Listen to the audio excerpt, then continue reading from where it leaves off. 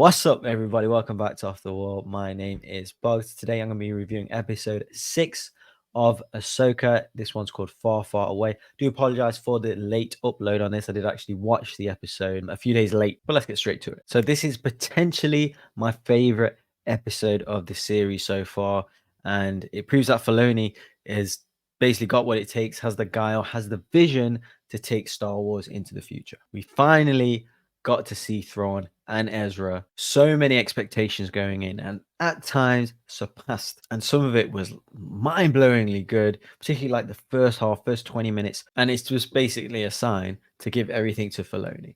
Like, this is the level of creativity and vision and the style of storytelling that we need, and I really want in Star Wars. So many questions from Thrawn, Ezra, what's going on with the Night Sisters, the Purgle, how they all connect in this thread. So much intrigue going in, and we got a lot of answers and also questions moving forward. So ticking a lot of boxes. We got to see Peridia.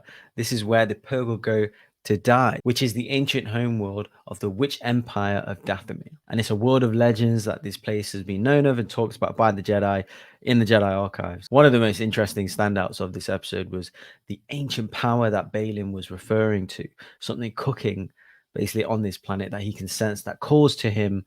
Is it the sun? It is obviously the embodiment of the dark side from the Mortis arc and the Clone Wars, or is it something else? Super intriguing. Loads of mythology and world building, and which is some of the main selling points for me in Star Wars, and that the Night Sisters are trying to get away from this as well. And they told us all of this through kind of various scenes, lots of dialogue, characters. It was a slower episode, meaning there wasn't many action scenes. I'd say one real action scene, which I'll come to a bit later, but it was really, really well done. How we got the answers and even more questions. It was really like an action adventure episode. Yes, the action was mellow. The otherworldly sci-fi.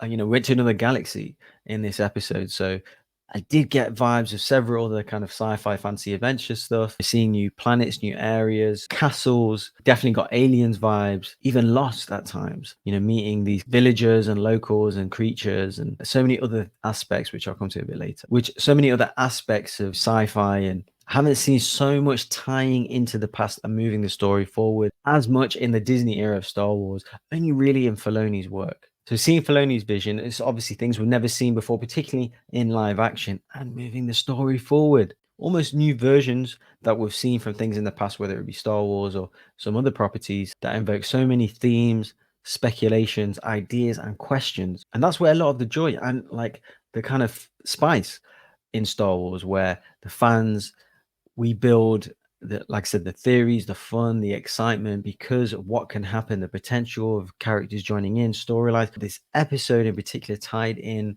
all of kind of the Rebels characters, continued the storylines, Clone Wars storylines, prequel storylines as well. As I said, a lot of the intrigue, us the fans having ideas of where the story is going to be moving forward. And it feels in tone with the George Lucas style of storytelling, where the movie shows kind of glimpses of this world, but us, the fans, kind of in our ideas, thoughts, and theories, we'll build out the stories. And obviously, the movies tell, like I said, glimpses or moments from, let's say, this timeline, but the wider canon, particularly in the Legends era, told the bigger kind of stories, whether if it's books, whether it's comics, whether it's video games. And Filoni is nailing it. I couldn't wait to see what's going to happen with Thrawn, what's up with Ezra, and I was just so ready to get answers to a lot of these questions. And I was really intrigued with this new world and new galaxy, even just like the Night Troopers. Just so many questions and thoughts and theories about them. Finding out more about the Purgle. Peridia is a planet where they go to die. An incredible shot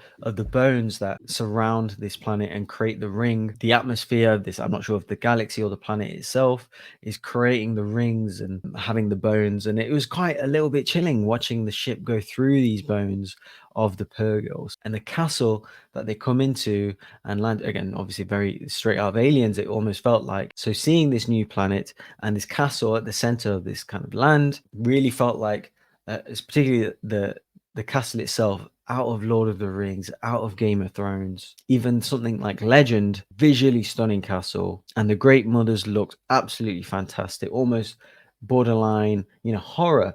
Whether it's prosthetics, makeup, they sounded fantastic, straight out of things that we've seen in the past. Whether if it's the Clone Wars, where we've seen Mother Talzin and the other Night Sisters, etc. But in particular, the reverence and symmetry to Macbeth, the witches in Macbeth, who predict the future and have foresight and advise the royals and things like that. So exactly the same as this. I've seen, obviously they've taken that straight out of Macbeth, but I did like that element. It adds a very medieval, ancient storytelling arcs and ideas into this kind of new planet that we've never been to before. And with these rebels characters infused in this, even Ahsoka wasn't actually in this episode too much. She was in the beginning, maybe 5 minutes, and then she got a mention towards the end. But that doesn't seem to be the biggest talking point of this. The talking point was the new world building and all the excitement that came with that. And the shot of Thrawn's ship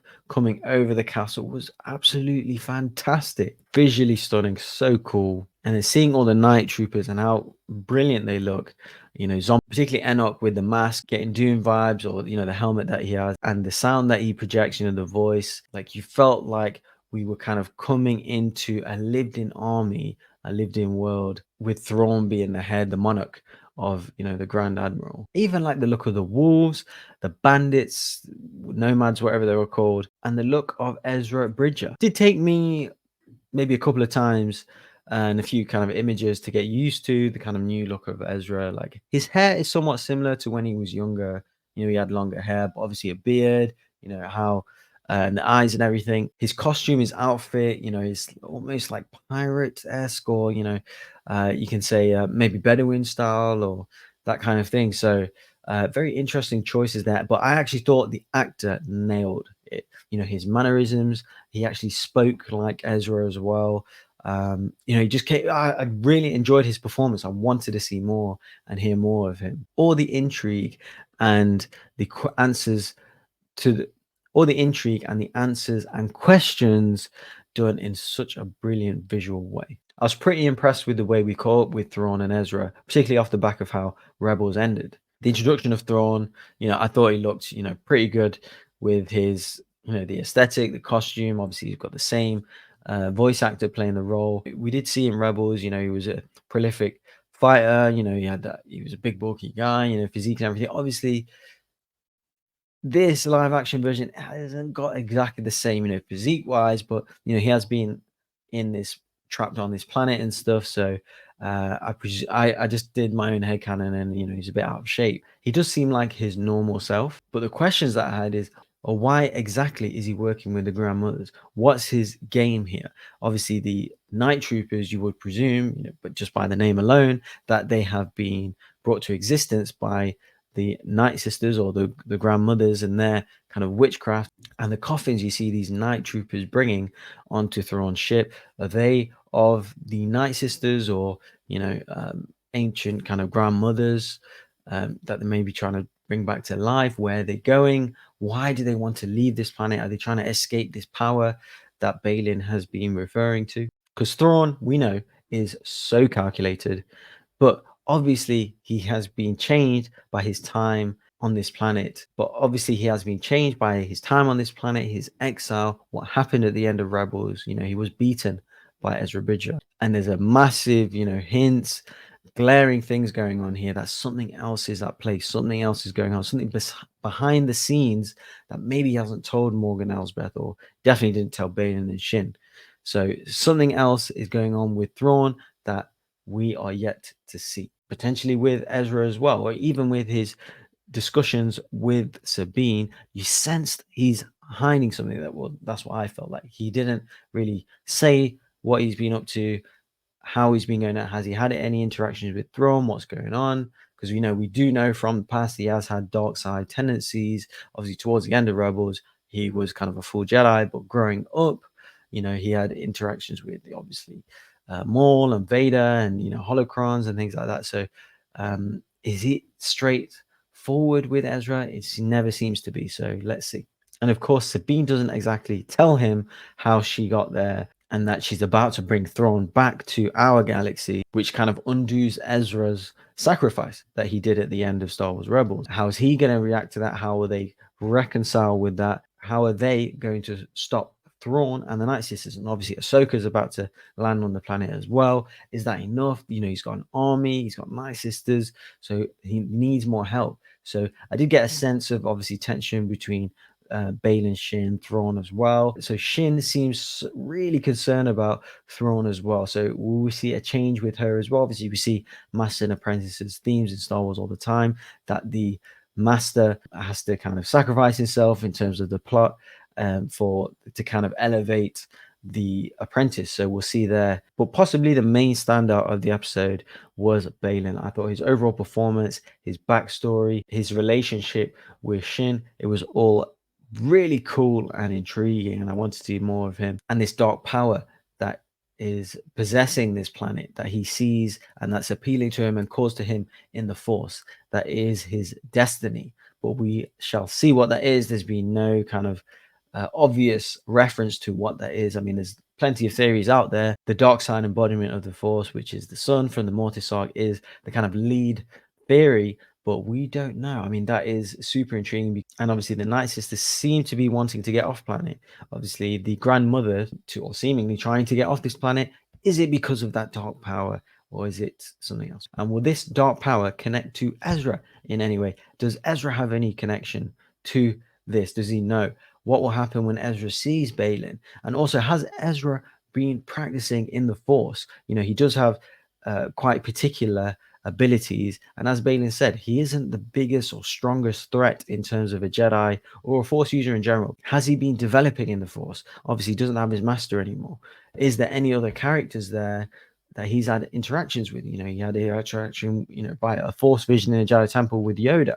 Or what has he been doing? Because another galaxy, does the Force work in the same way in terms of, do the kind of Force ghosts or whatever have any interaction with him in this universe? Has he managed to get into the world between worlds? How are they going to get back to the galaxy if Thrawn kind of goes and leaves them behind? So many questions. But to summarize, Peridea was a dark, intriguing and mystical world that I loved being a part of. It just felt like a new twist on an old story, and Star Wars has to do this. It has to have new things, new stories, new themes, new planets, new characters, and respect the past. And like I said, it's tying in all the Rebels characters, themes, storylines, but moving the story forward in places we've never seen before. It's really, really interesting what Filoni is doing. I'll just end on kind of the only real negative I have on this episode was kind of the middle, maybe 10 minutes or so, with Sabine and the wolf and discovering the, I don't know, lobster turtle kind of creatures. It just felt like Sabine in Narnia, basically. That's what it felt like. It did drag them 10 minutes or so, and her action scene was really rough to get through. The choreography with her lightsaber and stuff, she was getting hit in the head, and she kept fighting back against the bandits and stuff. So that was a little confusing. I mean, it was interesting to see like what was going on, but the more I've watched it, the more I actually dislike that scene. That was the roughest part, but until kind of Ezra came and brought the story back, basically. But overall, a really, really good story building, mythology building, world building episode. And Filoni did his thing, and I loved it. But what do you guys think of this episode? So please let me know in the comments below. Like the video, subscribe to the channel. We'll catch you guys on the next review.